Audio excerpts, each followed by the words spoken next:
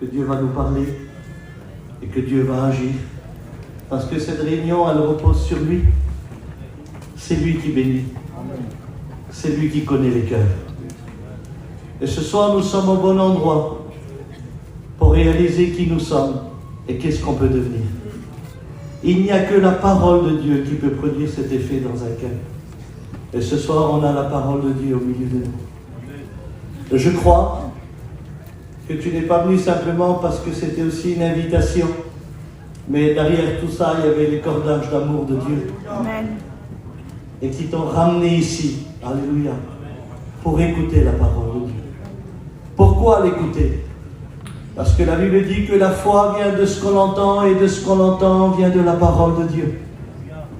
Alors Dieu a permis pour nous, les petits gitans, assis sur des chaises en plastique, de recevoir toute la foi dans nos cœurs en écoutant la parole de Dieu. Et une fois qu'on l'écoute et qu'on a cru, alors tout est possible à celui qui croit. Amen. Tout est possible à celui qui croit. Rien n'est impossible à Dieu. Alors je suis vraiment dans la joie ce soir. Amen.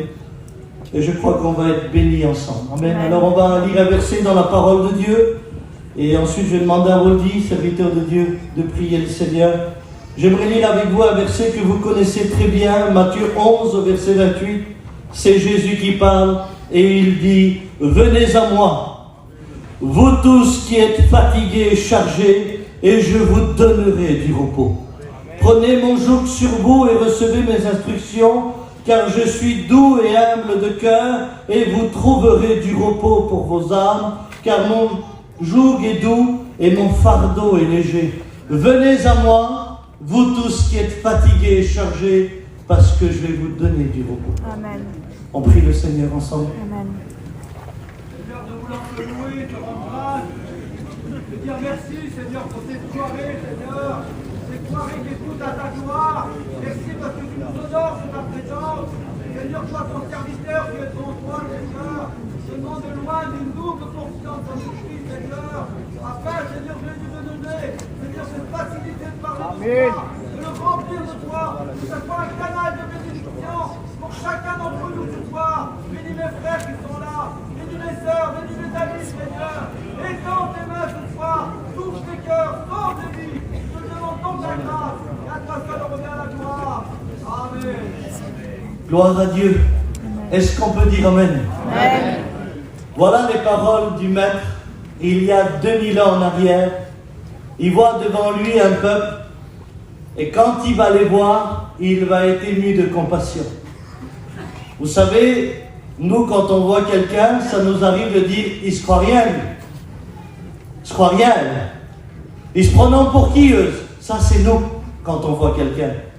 Mais lui, quand il voyait quelqu'un, il était ému de compassion à un tel point qu'il était capable de dire à ce peuple, venez à moi, vous tous qui êtes fatigués et chargés, parce que je vais vous donner du repos. Alors ça bénissait mon cœur. Parce que quand Jésus disait « Venez à moi, vous tous », c'était quelque chose d'important. Parce qu'il les voyait comme des brebis sans berger, comme des hommes et des femmes loin de la grâce, loin des commandements de Dieu, ceux qui ne connaissaient pas le salut. Alors quand il les a vus, automatiquement dans son cœur c'était « Venez à moi, vous tous qui êtes fatigués et chargés, parce que je vais vous donner du repos. » Et ça m'a béni parce qu'il dit, venez à moi, vous tous. Et chez moi, j'écoutais qui vient pas au mariage, qui vient pas à l'anniversaire, qui vient pas devant le terrain, qui vient pas devant le camping. On sélectionnait, nous. Lui, il n'y a pas de sélection. Il dit, venez à moi, vous tous, sans exception. Il dit pas, toi, viens, trop gentil, je connaissais ton papou. Mais toi, viens pas, t'en as trop dit, t'en as trop fait, non. Il dit, venez à moi, vous tous, qui êtes fatigués et chargés, parce que je vais vous donner du repos. Et vous savez ce qui m'a béni aussi? Il n'a pas dit, venez chez moi. Ah oui, parce qu'aujourd'hui, tout le monde veut aller chez lui sans passer par lui. Ça n'existe pas. Si nous voulons aller chez lui, il faut passer par lui. C'est pour ça qu'il a dit, venez à moi, vous tous qui êtes fatigués et chargés, parce que je vais vous donner du repos. Mais quand il dit ça, il est dans un lieu désert. Derrière lui, il n'y a pas de château d'Espagne, il n'y a pas de palmier, il n'y a pas de transat, il n'y a pas d'oasis, il n'y a pas de boisson rafraîchissante. Il n'y a rien qui l'entoure, qui pouvait donner le repos. C'était Jésus, le fils de Marie, de Joseph, qui avait grandi à Nazareth, une petite bourgade là-bas, tout au coin, qui n'était pas tellement riche. Peut-être que certains auraient dit, mais comment tu vas nous donner ce repos? Puisque tu n'as rien, tu es comme nous, tu es dans le désert. Mais j'en bénis Dieu, parce que la véritable richesse, c'est pas ce qui l'entourait, mais c'est ce qui vivait en lui. C'était la parole elle-même qui avait le pouvoir, alléluia, de sauver les hommes. Et peut-être que ce soir, ce chapiteau n'a rien à tes yeux pour te promettre le repos, pour te dire que ta vie va changer. Mais la véritable richesse ce soir, elle se trouve là, et c'est la parole de Dieu. C'est la parole de Dieu qui donne véritablement le repos. Venez à moi, vous tous qui êtes fatigués et chargés. Il les a vus fatigués, il les a vus chargés. Et pourtant, qui peut voir les cœurs? Qui peut voir les vies brisées? Qui pouvait voir ceux qui étaient en deuil? Qui pouvait voir ceux qui étaient en larmes? Qui pouvait voir ceux qui étaient divorcés, brisés, des problèmes familiaux? Personne ne pouvait voir physiquement, mais lui connaissant les cœurs et les vies, on ne pouvait rien lui cacher. Il connaissait ces personnes. Alors il disait, venez à moi parce que vous êtes fatigués et chargés, et je peux vous donner du repos. Vous voyez cet appel, je la vois comme ça, c'est tout simple, j'ai pas d'autre pensée. Vous avez vu un enfant de 4 ans, 5 ans, des fois il court, surtout nos enfants à nous, ils sont un peu agités. Et quand il court, il tombe. Et quand il tombe, qu'est-ce qu'on a fait, riche ou pauvre? On a porté l'enfant. Et quand on l'a porté, on a vu que c'était pas trop grave, mais il pleure le petit. Et nous, on sait comment faire arrêter un enfant pour qu'il pleure. Je t'emmène au McDo. Je t'achète des bonbons. Je t'achète la petite voiture à 30 € que je t'ai pas pris l'autre fois, je te l'achète. Et le petit, il écoute McDo, bonbons, voiture. Il oublie qu'il est tombé. Il oublie qu'il s'est blessé. Il oublie qu'il a eu mal. Il essuie les larmes et il dit emmène-moi. Et on a réussi à faire oublier à un enfant qu'il est tombé, blessé, qu'il s'est fait mal, parce qu'on a promis quelque chose de meilleur. Eh bien ce soir, Jésus veut nous prendre dans ses bras d'amour. Et il dit, les projets que j'ai formés sur toi, dit l'Éternel, c'est des projets de paix et non de malheur, afin que tu aies un avenir. Pas une petite semaine bénie, un avenir et de l'espérance. Un avenir et de l'espérance. Il veut nous prendre dans ses bras, et il veut nous faire oublier ce qu'on a vécu. Et moi, en tant que serviteur de Dieu, je te pose la question, est-ce que ce soir, tu es prêt à oublier tout ce que ton mari t'a fait dans ta vie? Est-ce que tu es prêt à oublier ces années de divorce, ces années d'histoire, ces années de guerre et de problèmes et de larmes? À toi qui as toujours pleuré, qui as toujours souffert, où tu ne connaissais pas le bonheur, est-ce que tu es prêt à oublier ce que ton mari t'a fait? Est-ce que tu es prêt à oublier ce soir ce que ta femme t'a fait? Tous ces misères, tous ces problèmes, tous ces guerres entre beaux-frères, entre belles-sœurs, entre beaux-parents, quelque chose qui a marqué ton cœur, qui t'a humilié à l'intérieur de toi, qui t'a rendu nerveux, dépressif. Est-ce que tu es prêt à oublier ces choses-là? Est-ce que tu es prêt à oublier ce qu'on a fait à ta petite? Qu'on l'a sali sur les réseaux sociaux et qu'on lui a mis une renommée sur le dos et que tu essayes tous les jours de la consoler. Est-ce que tu es prêt à oublier ces choses-là qui ont blessé et brisé ton cœur? Est-ce que tu es prêt à oublier ce qu'on a dit sur ton foyer? La renommée qu'on a mis sur le dos? Est-ce que tu es prêt à oublier ce que ton propre père t'a fait, celui qui t'a élevé? Est-ce que tu es prêt à oublier ce qu'il t'a dit, ce qu'il t'a fait subir? Est-ce que tu es prêt à oublier, eh bien, ce que le péché t'a fait vivre, ce que l'angoisse t'a fait vivre?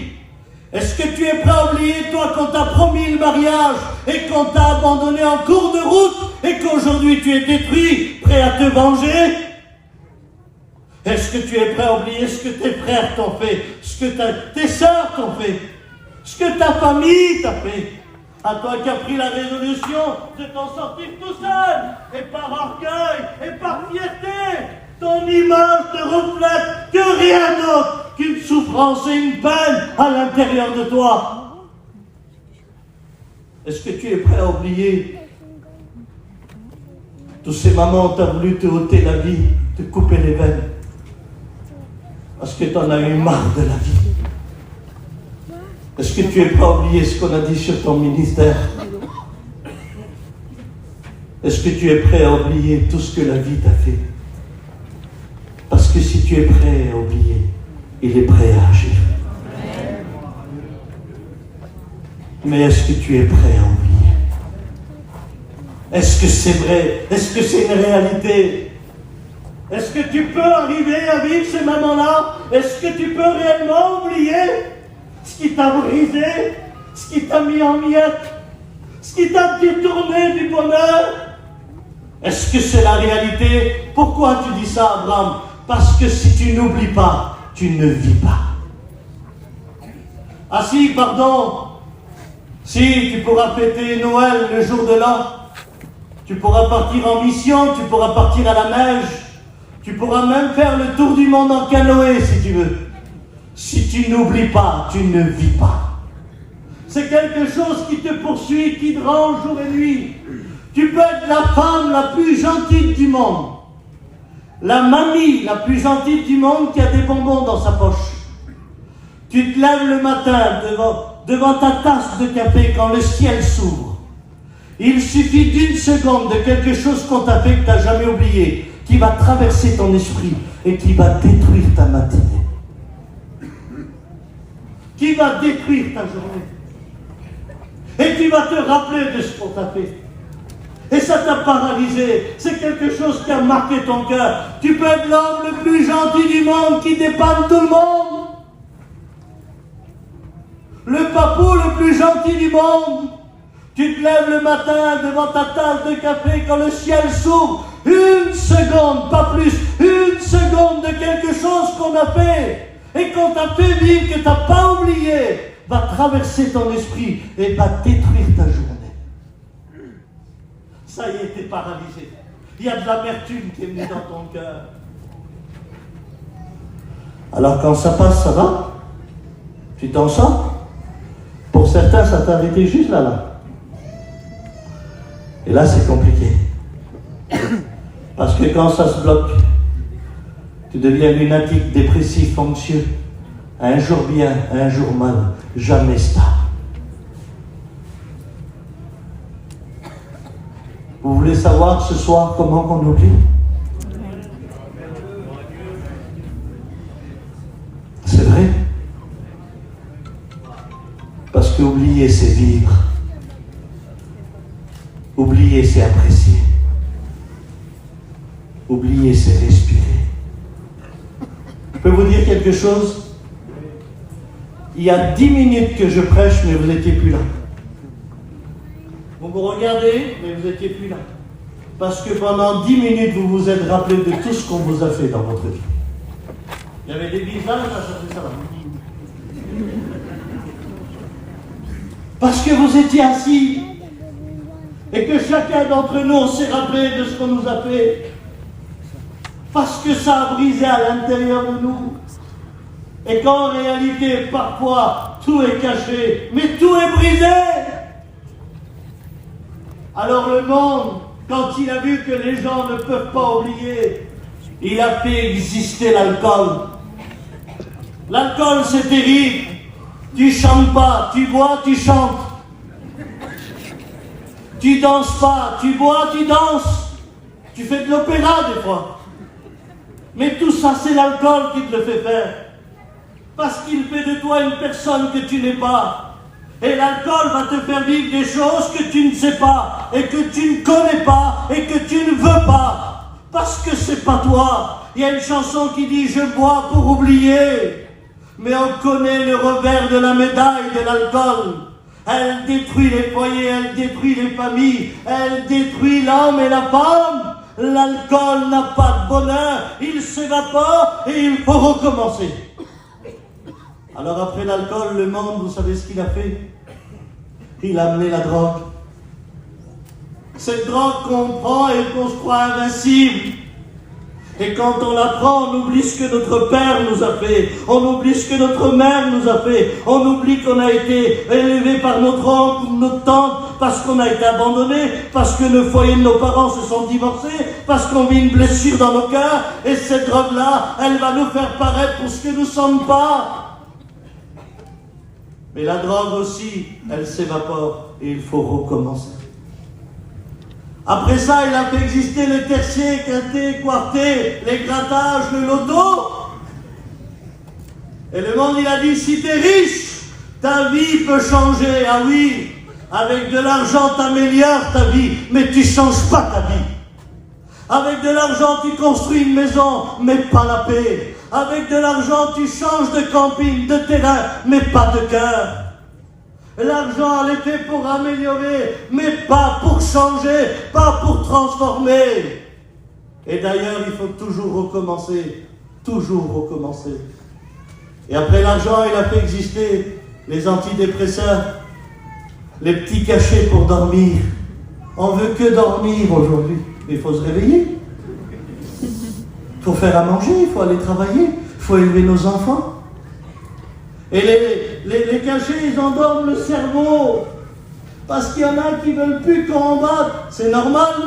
Chez toi, tu as été élevé dans le coton, et dans ton foyer, c'est les coups. Chez toi, c'était les gâteaux. Chez toi, c'était les sourires. Dans le foyer, c'est les gifles et les coups de poing. Alors, qu'est-ce qu'on fait pour accepter tout ça? On va endormir le cerveau. Pour oublier ce qu'on a vécu hier. Mais c'est à recommencer.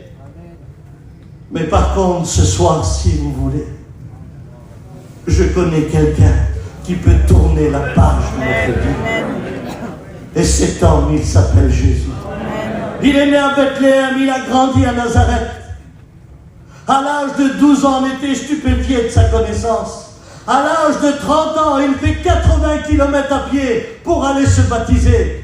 Il arrive au Jourdain à son baptême. Alléluia. Nous, à nos baptêmes, on avait un prêcheur, on avait un chanteur, on avait des photographes, on avait des gâteaux et du cidre. Lui, à son baptême, le Saint-Esprit descend sous une forme de colombe. Le ciel s'ouvre et une voix se fit entendre. Voici mon fils bien-aimé, en qui j'ai mis tout mon amour. Écoutez-le. Alléluia. Le Père parle de lui.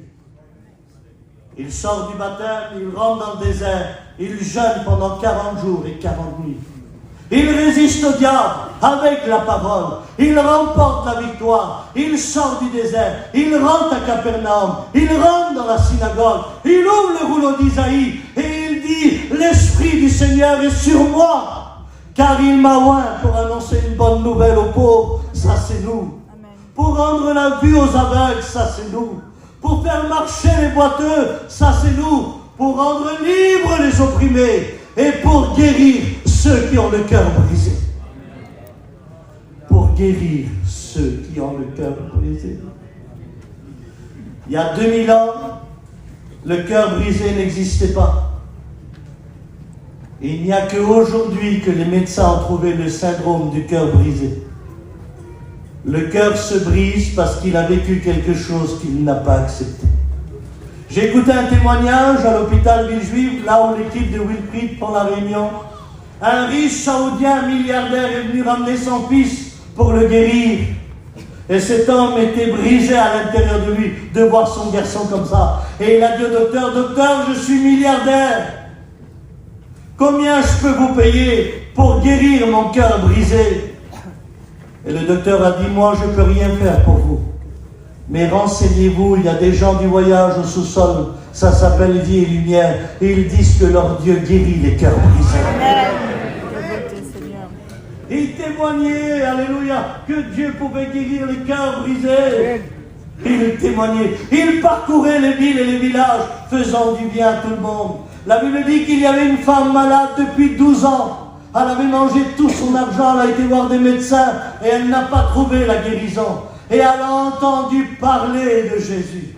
Et elle s'est dit dans son cœur, si je puis seulement toucher le bord de son vêtement. Elle a dit, je serai guérie. Elle s'est créée un chemin, à genoux ou à plein ventre. Et quand elle a touché le bord de son vêtement, la Bible dit que Jésus s'est arrêté. Et mon désir ce soir, mon plus grand désir, c'est que Jésus s'arrête dans ton foyer. Amen. C'est que Jésus s'arrête devant ta situation. C'est que Jésus s'arrête devant ton problème. Et Jésus dit, qui m'a touché? Voilà la réunion il y a 2000 ans de Jésus. Qui m'a touché en pleine réunion? Qui m'a touché? Les disciples disent, mais Seigneur, tout le monde t'a touché, regarde. Non. Il dit, je ne parle pas d'eux. Quelqu'un m'a touché parce qu'une force est sortie de moi. Donc je sais que quelqu'un m'a touché. Mais la femme dit, c'est moi, Seigneur. C'est moi. Femme, ta foi t'a guéri, va en paix. C'était la réponse de Jésus. Ta foi t'a guéri, va en paix. Réunion 2000 ans après. C'est qui a prêché? C'est qui a chanté? Ça, c'est les réunions à nous. Qui a prêché? Qui a chanté? Réunion de Jésus, qui m'a touché? Vous voulez que les 2000 ans continuent? C'est pas qui a prêché ou qui a chanté. Les véritables réunions, c'est qui m'a touché. Amen. Parce qu'on n'est pas venu simplement ici écouter ce qui est beau, mais de croire de ce qu'on écoute. Et cette femme, elle a été guérie. Et tu peux être guéri ce soir, si tu le crois de tout ton cœur. Jésus peut le dire ce soir, qui m'a touché? Parce qu'une force est sortie de moi. Alléluia. Écoutez, je préfère la force de Jésus qu'un beau message. Je préfère la force de Jésus qu'un beau cantique. Alléluia. Il est tout puissant. Il est tout puissant. Et ce soir, il est au milieu de nous. Il y avait un lépreux. J'ai vu un reportage sur la lèpre. Tu ne peux pas plier le bras, tu ne peux pas plier le pied, tu ne peux pas t'asseoir, tu ne peux pas rester au soleil ni sous la pluie. Ta peau, elle est déchiquetée d'en haut jusqu'en bas. Tu veux la mort. La Bible dit qu'il est descendu de la montagne, Jésus, et le lépreux, il s'est jeté à ses pieds. Mes frères et sœurs, j'aimerais vous le dire de tout mon cœur. Je ne sais pas le mal que ça fait de plier des genoux déchiquetés. Mais ce jour-là, il n'a pas vu sa douleur. Il a vu sa guérison. Et il a dit à Jésus, si tu le veux, il n'a pas dit si tu peux, Jésus peut tout. Il a dit si tu le veux, toi, tu peux me rendre pur. Amen. Qu'est-ce qu'il a dit, Jésus? Non, tu as trop parlé sur les pasteurs, tu as trop parlé sur la mission. Non, t'es pas gentil, je veux pas. Non. Il a dit, je le veux, sois pur. Et il dit, attends, maintenant que tu es guéri, il y a certainement longtemps qu'on ne t'a pas pris dans les bras, parce que tout le monde te fuit ici. Viens.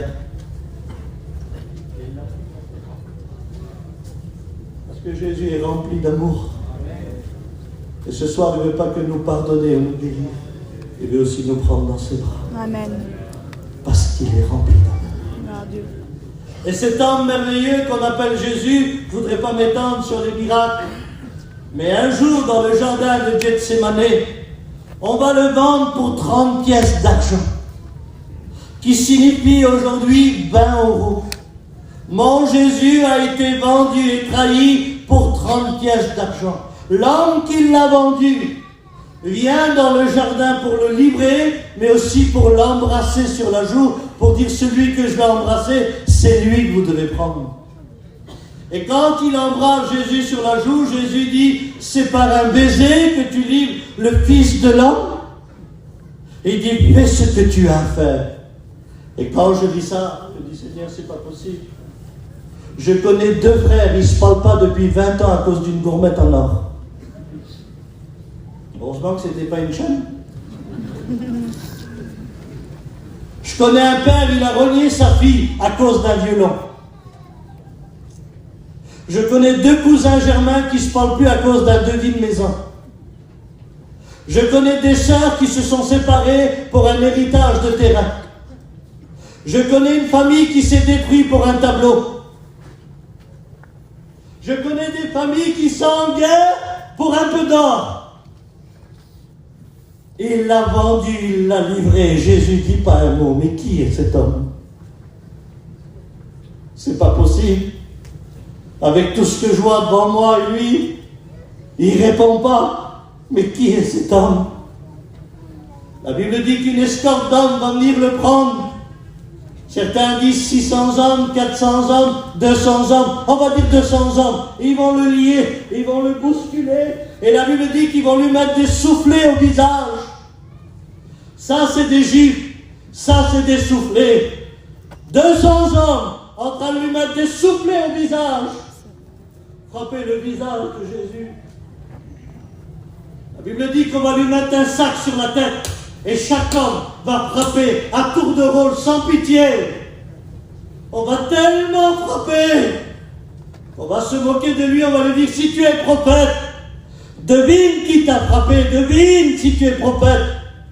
Quand on a retiré le sac, la Bible dit que son visage n'avait même plus la silhouette d'un homme. Son visage était comme un caillou. La Bible dit qu'on lui a arraché la barbe, on lui a craché au visage. La Bible dit qu'on a tellement labouré son dos que le psalmiste dit qu'on pouvait compter ses os.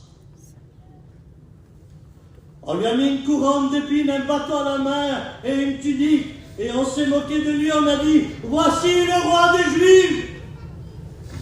Voilà un homme qui a subi, vendu, trahi, la barbe arrachée, le dos labouré, abandonné des hommes.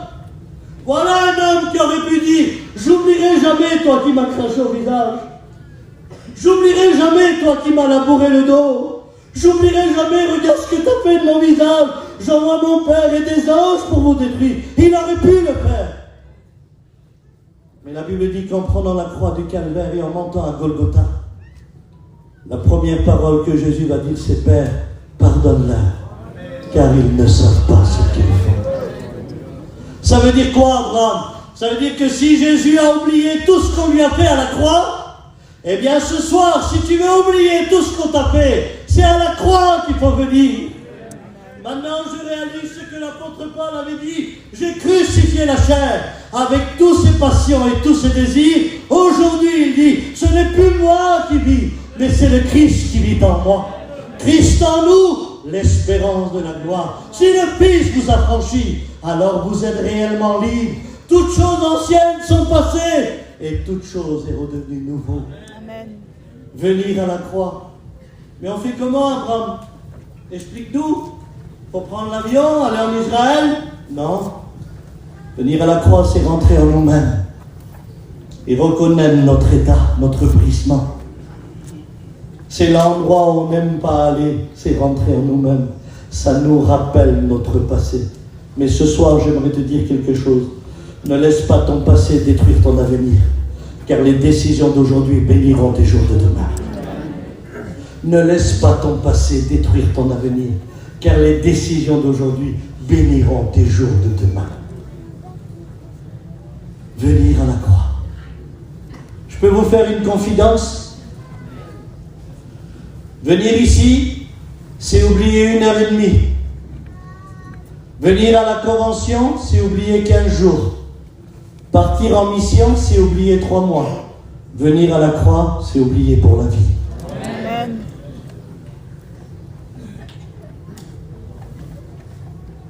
Que vas-tu choisir? Est-ce que tu voudrais tourner la page et réaliser que ce soir, il nous appelle? Parce que Jésus n'a pas changé. Hébreux 13:8, il est le même hier, aujourd'hui, éternellement. Ce qu'il a fait hier, il le fait aujourd'hui et le fera demain. C'est pas parce que tu as pleuré hier que tu pleures aujourd'hui. Écoute-moi, avec lui, il y a un avenir assuré. Il peut changer les vies, il peut pardonner les péchés et il peut changer l'histoire de notre vie. Son appel continue. Allez, Jessie. Son appel continue parce qu'il nous aime. Et ce soir, il est vivant, il est au milieu de nous.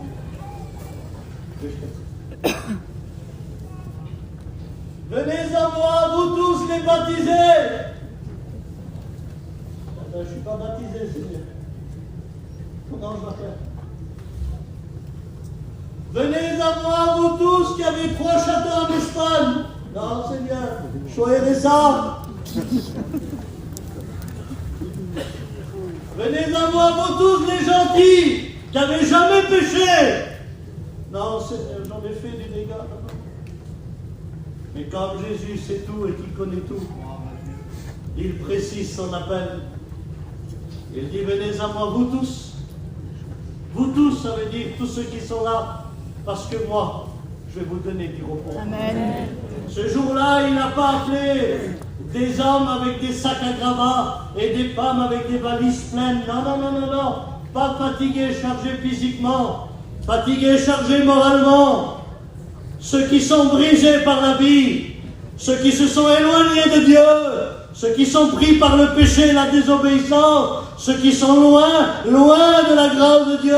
Eh bien, l'appel de Jésus, c'est ça, c'est tout simple.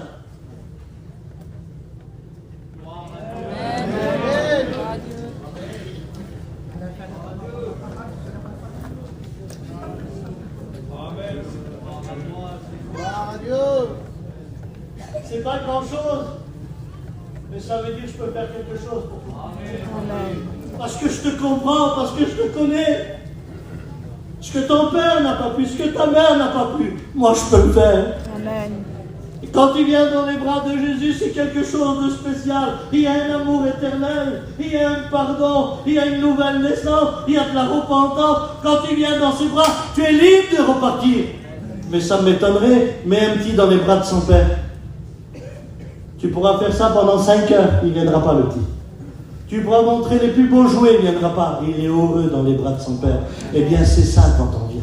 Le monde, il pourra faire ça, le péché pourra faire ça, mais on n'y va plus, on reste dans les mains de Dieu. Amen. Par contre, je suis obligé de vous le dire ce soir, je ne pourrais pas le garder pour moi. Lui, il nous appelle, Jésus, il continue son appel. Il pardonne, il délivre, il guérit, il sauve. Par contre, si tu ne viens pas dans ses bras, lui, ce soir, c'est la pharmacie qui va ouvrir ses bras. C'est l'alcool, c'est la drogue, c'est le péché. Ces bras-là, ils sont remplis de rubis et de lumière. Ils attirent l'homme depuis 6000 ans. Tous ceux qui ont été dans les bras du monde, ils ont été broyés. Parce qu'il n'y a pas d'amour, il n'y a pas de consolation. C'est fait exprès, le monde détruit. En revanche, je connais 2 bras qu'on a essayé de clouer. Et ils ont cru que plus jamais il allait ressusciter. Le sang a été versé, son amour était là. Mais le 3e jour, il est revenu à la vie. Et ses mains, alléluia, continuent à bénir. Continue à remplir. Il est le seul, écoutez-moi, il est le seul. Moi et vous, on peut essuyer ces larmes-là. Et on n'a besoin de personne, on essuie nos larmes. Mais si c'est lui qui pleure, il n'y a que sa main, lui, qui peut essuyer ses larmes. Il n'y a que lui qui peut le faire. Et ce soir, il nous appelle. Parce qu'il est vivant. Et je connais ces bras-là. Je viens d'une famille rome sédentaire. On vivait il y a quelques années à Blanc-Ménil. On était 5 frères et 2 sœurs. Et dans cette maison où je vivais, tous les jours ça buvait, ça jouait aux cartes et ça tapait les femmes. Tous les jours de ma vie, j'ai vu cette scène devant moi. Et pendant des années, ça a vécu comme ça. Mais comme je ne connaissais pas Dieu, je croyais que tout le monde avait la même vie que nous. Alors j'étais heureux et malheureux. Et un jour, les pasteurs sont venus chez nous, parce qu'il a fallu qu'ils prient pour ma tante. Je ne vais pas rentrer dans tous les détails. Mais au moment où les pasteurs sont venus, le soir à la réunion, ils ont commencé à prier. Ma mère me disait, Abraham, sors dehors mon fils, sors dehors, ne vois pas ça, sors dehors. Et moi, je me mettais par la fenêtre et je voyais comment les pasteurs chassaient. Alors ça m'a fait quelque chose dans mon cœur, parce que je vivais dans cette maison. Après la délivrance de ma tante, c'était mon frère. Et là, c'était un peu plus compliqué. La journée, j'étais avec lui, le soir, il fallait se sauver. Et les pasteurs sont revenus pour prier pour mon frère maintenant. Et à la réunion, le soir, pendant qu'ils priaient, ma mère me disait, sors vite, Abraham, sors vite. Et moi, je me mettais par la fenêtre et je voyais comment les pasteurs chassaient. Et à ce moment-là, j'ai eu peur de mon nom, peur du noir. Je ne voulais plus rester dans la maison. C'était comme une misère pour moi. Je disais, Seigneur, c'est pas possible. Alors je suis parti de chez moi. Quand je suis parti, j'ai trouvé mes cousins qui étaient avec des raclés. Et mes cousins, eh bien, se droguaient et buvaient. Et qu'est-ce que j'ai fait? J'ai commencé, eh bien, à toucher à la drogue et à l'alcool. Et j'ai aimé ces choses. Et comme je n'avais pas d'argent à demander chez moi parce qu'il n'y en avait pas, j'ai commencé à voler. Et j'ai commencé à me procurer de la drogue et de l'alcool. Et arrivé le soir, drogué et pris par l'alcool, dans mon cœur, ça me disait, maintenant ta mère, elle va voir que son dernier, c'est un drogué. Alors le soir, j'ouvrais les voitures des gadgets et je dormais dedans. Et quand je n'arrivais pas à ouvrir les voitures des gadgets, j'allais aux hôpitaux, aux urgences, parce qu'il faisait froid dehors. Et je faisais comme si je passais une visite comme un clochard. Parce que dehors, il faisait froid. J'étais pris par l'alcool et par la drogue. J'ai passé des Noëls et des jours de l'an sur un banc dans les parcs. Complètement abandonné par la drogue. J'avais fait une grande crise d'angoisse, j'avais plus de cheveux ici, c'était une plaque.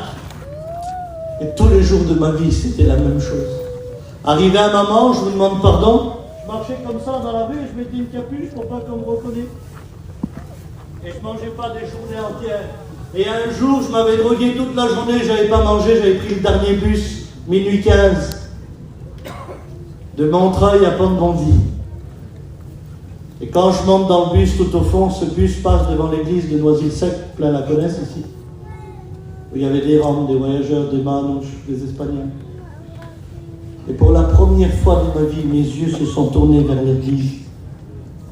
Et pour la première fois de ma vie, j'ai senti mon cœur pleurer. Et j'ai dit, dans mon cœur, parce que j'étais drogué, je ne pouvais pas avec mes lèvres. J'ai dit, Seigneur, combien que j'aurais donné pour être dans ton église? Parce que je savais que ceux qui étaient à l'intérieur avaient une meilleure vie que la mienne. Je rentre chez moi, le lendemain, Zoni, le missionnaire, le Rome. Il dit, t'es où, Abraham? On te cherche partout, t'es où? Et moi, j'avais honte, j'avais un grand respect, c'est lui qui était venu prier pour ma famille. Ben, je dis, je suis là, Zoni. Pourquoi? Ce soir, tu viens avec nous, tu bouges pas. Ah, un grand respect? Je dis, d'accord, Zoni. Et on part le soir à Sarcelles. Et quand on arrive à Sarcelles, on arrive sur un grand parking. Il y a une grande caravane de 7 mètres. Quand on descend, je dis, alors, Zoni, qu'est-ce qu'on fait? Eh bien, on va dans la Réunion, là, dans la caravane. Je dis, je rentre pas ici, moi, Zoni. La Réunion, c'est Noisy-le-Sec ou la cathédrale de Paris, mais je rentre pas dans le camping. Il me dit, viens, tu vas voir. Et quand je rentre, il était 9h, on est arrivé en retard. Et le pasteur prêchait. Et quand je suis rentré, il dit, si t'es rentré drogué, si t'es rentré angoissé, si t'es pris par des liens. Et dans moi, je dis, Zoni, il m'a tendu un pied. Il a tout dit ma vie au pasteur et il la répète devant tout le monde. Et au moment où je me lève pour me sauver du camping, le pasteur avait dit un mot. Il n'y avait que moi et Dieu qui connaissaient ce moment. Et là, j'avais compris que Dieu était en train de me parler. Amen. J'ai resté assis. Il dit, si ce soir, tu veux être libre, si ce soir, tu veux être délivré, si tu veux être sauvé, si tu veux être pardonné, il dit, lève ta main là où tu es. Et j'ai levé ma main droguée. Et j'ai senti un feu rentrer en moi. Amen. J'ai senti des chaînes tomber, des écailles tomber de mes yeux. J'étais là dans le camping, j'ai dit, qu'est-ce qui m'arrive, qu'est-ce qui m'arrive? Il dit, Abraham, c'est la présence de Dieu, c'est la grâce de Dieu. J'ai dit, emmène-moi chez mon père, chez ma mère, je veux voir ma famille. Il y avait des jours que j'étais parti, je veux rentrer chez moi. Je passe vite. J'étais baptisé du Saint-Esprit, je me suis baptisé, je me suis marié avec la fille d'un pasteur. J'étais appelé au ministère 2004-2005, j'ai fait mes études avec Wilfried. Et 2005, candidat au ministère un mercredi après-midi, je m'en souviendrai toute ma vie. Mon ancien m'appelle, il me dit Abraham, t'es où? Je dis je suis chez moi. Va vite à l'église et si je viens pas, prêche. Et quand j'ai écouté ça, j'étais béni dans mon cœur, alors j'ai roulé à fond. Et j'arrive devant l'église. Et j'ai la clé.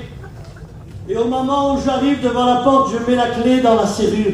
Et au moment où je tourne le bus, il y avait 7 ans, j'étais drogué, il passe derrière mon dos. Et quand il passe derrière mon dos, je suis devant l'église où je m'avais demandé de droguer, mais j'avais oublié la prière, moi. Et au moment où je tourne la clé, le bus passe derrière mon dos. Et il y a une voix qui me dit Abraham, tu te rappelles où tu t'es demandé? Regarde où tu es aujourd'hui. J'étais là, je tremblais. Je dis, c'est qui me parle? Je deviens fou. Je dis, tu m'as écouté, Seigneur, ce jour-là, j'étais drogué. Oui, quand un malheureux crie, l'Éternel l'entend et le délivre de toutes ses violences.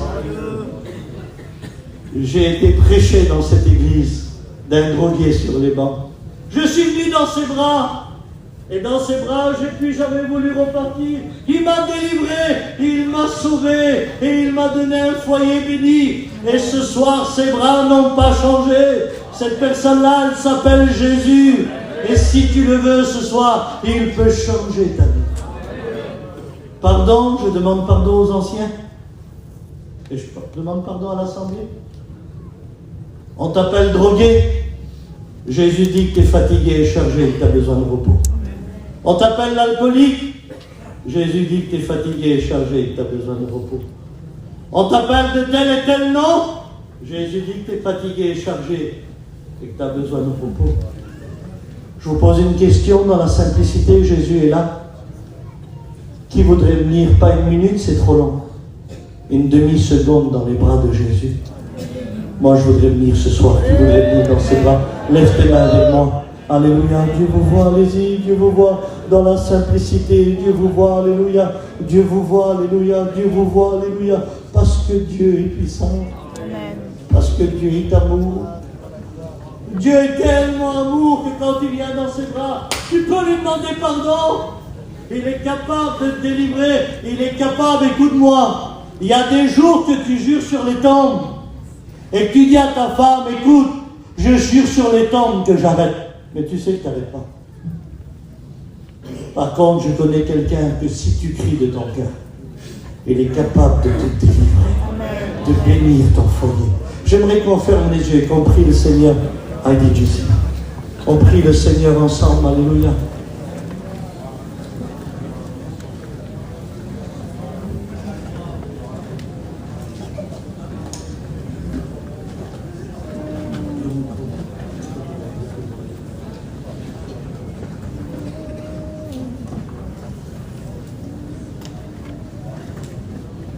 Je peux vous demander quelque chose? J'aimerais que toute l'assemblée en se lève un instant. Et après on continuera l'appel. Mais j'aimerais que tout le monde, le chrétien comme le non-chrétien, le baptisé comme le non-baptisé, avec notre jeunesse, j'aimerais qu'on se lève tous ensemble.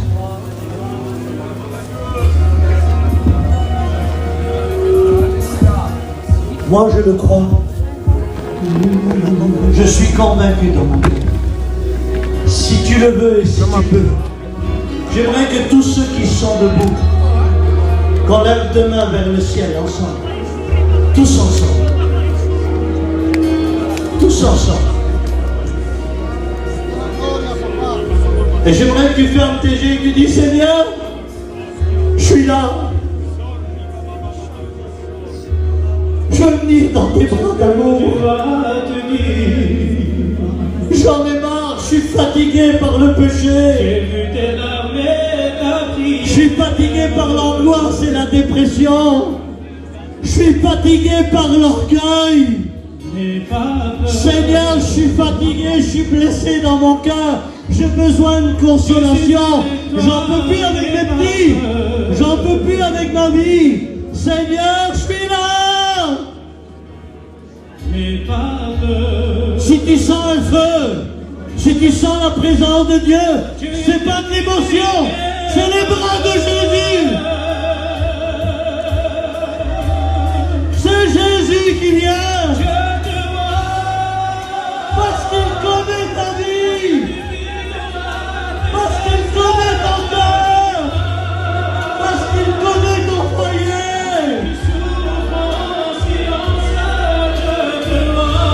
Il concerne les pasteurs et les femmes des pasteurs. Il concerne les diacres, les guitaristes, les pianistes, les trésoriers.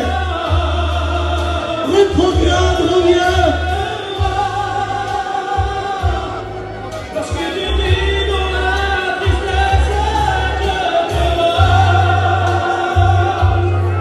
Oh, laissez la présence de Dieu vous envahir. J'aimerais que tous les pasteurs prient avec moi, tous les chrétiens prient avec moi.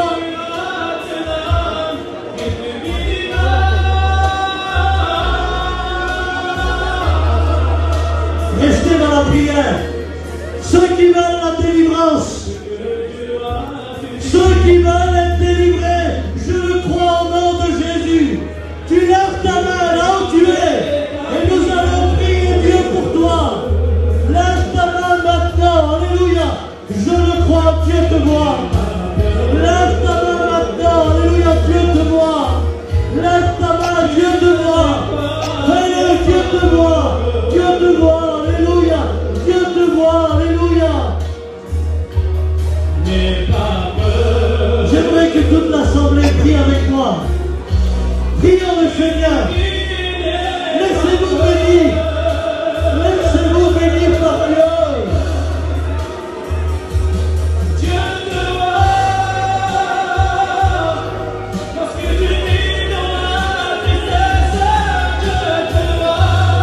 Il t'aime, le Seigneur, il t'aime.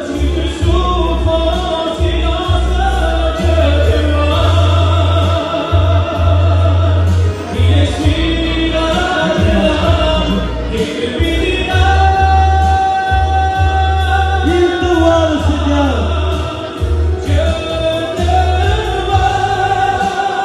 Je vous en supplie, restez debout. Juste un instant. Il vient te prendre dans ses bras. Il peut nous prendre à nous tous dans ses bras. Il est le Dieu immense.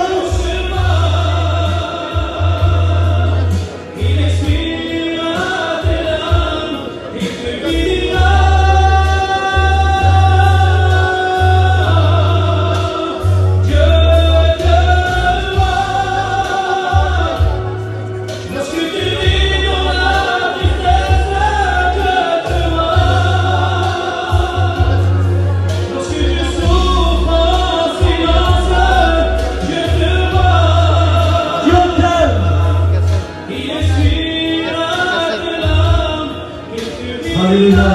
Restez debout. Et maintenant que vous êtes debout, je fais un appel au salut de prendre la décision. Je me permets de le dire. Des fois on est debout pour boire, on est debout pour se battre, on est debout pour prendre de la drogue, on est debout pour faire la vie du monde. Et bien là tu es debout devant Dieu pour prendre la décision et de dire Seigneur, c'est vrai ce qu'il a dit ce garçon. Eh bien viens changer ma vie. Je ne te connais pas, mais on m'a dit que tu es amour et que tu peux changer. Eh bien Seigneur, ce soir je suis debout. Change mon cœur, change ma vie. Viens Seigneur, je veux t'appartenir. Il y a de la joie dans le ciel pour un seul pécheur qui te répond. J'appelle tous nos chrétiens et tous nos chrétiennes à prier avec moi. Je veux que tu lèves ta main là où tu es. Si tu veux donner ton cœur à Dieu, et on prie pour toi, au nom de Jésus, c'est maintenant. Lève ta main et je prie pour toi, au nom de Jésus. Fais-le. Prie en le Seigneur.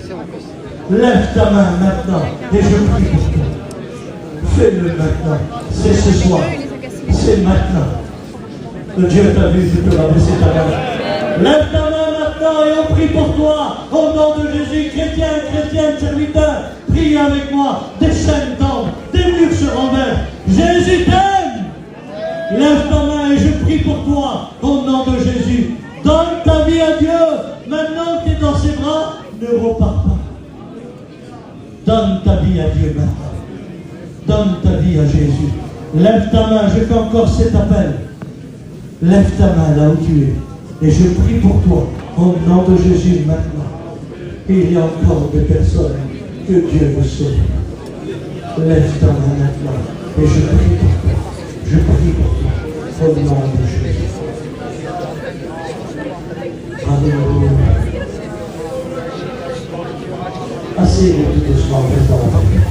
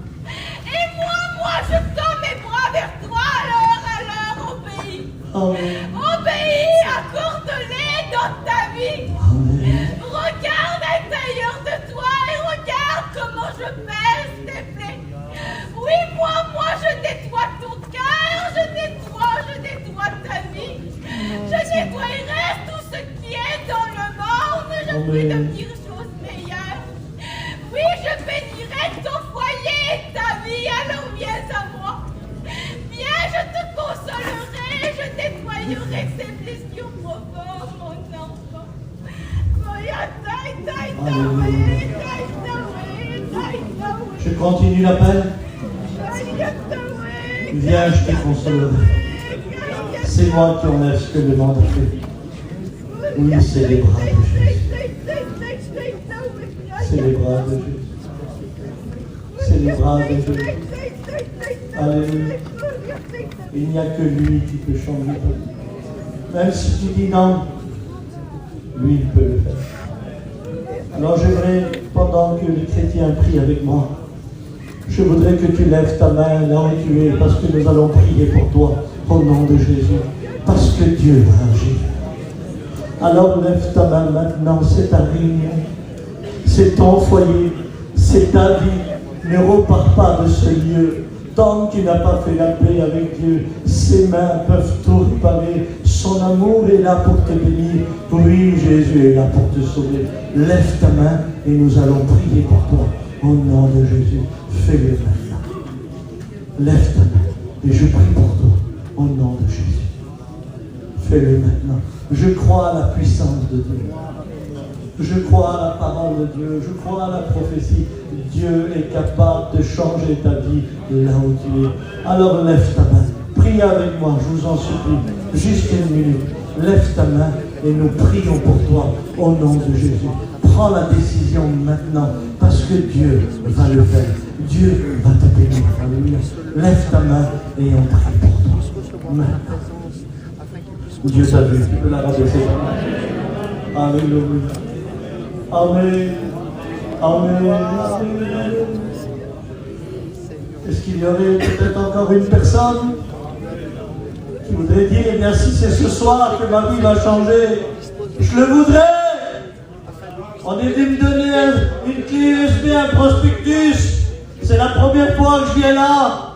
On m'a dit que l'Alléluia, c'est des fous. Mon papa m'a dit de ne pas venir. Mon père m'a dit de ne pas venir. Jésus te dit de venir. Il dit, venez. Venez. Je vais vous donner du repos. Je vais vous donner du repos.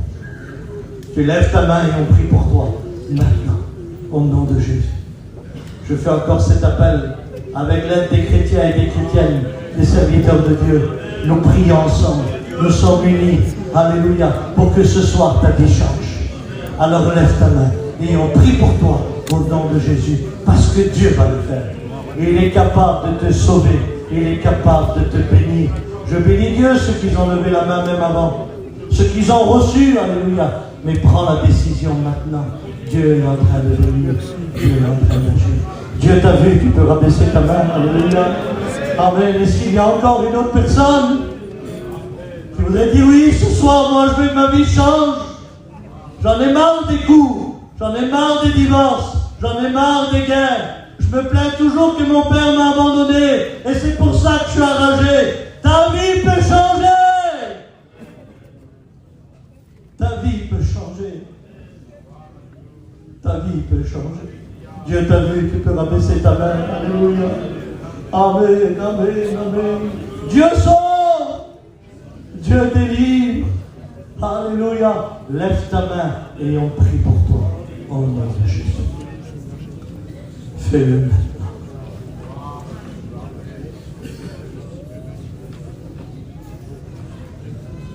Vous savez,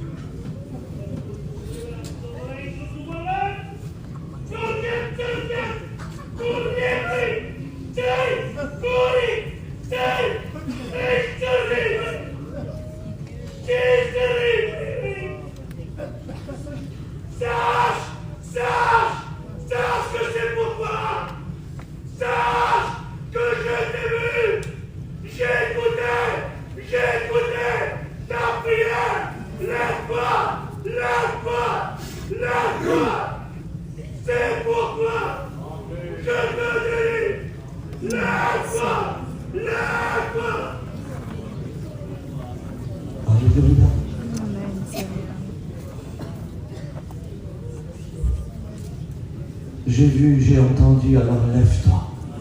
C'est pour toi, je te délivre. Les chrétiens croient à la délivrance. Amen. Alors mon frère ou ma soeur, lève ta main et on prie pour toi maintenant, au nom de Jésus. Si tu l'as fait, la prière, crois, Dieu t'a vu, alléluia, tu peux remplir cet amour. Amen. Je vais appeler l'ancien Jean. Il va prier pour tous les mains levées et pour toutes ces personnes.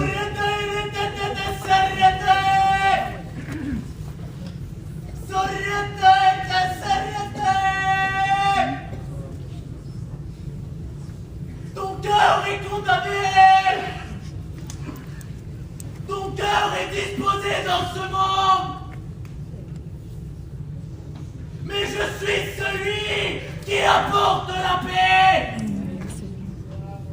Ces chaînes qui te maintiennent, je suis celui qui les brise.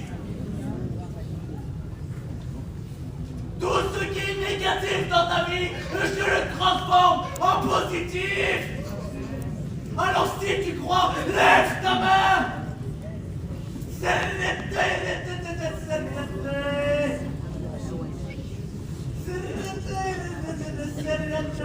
Je fais cet dernier appel avant que l'ancien vienne. Mais là, je m'adresse à tout le monde maintenant. C'est fort dans mon cœur. Je m'adresse à tout le monde. On s'est levé, c'est vrai.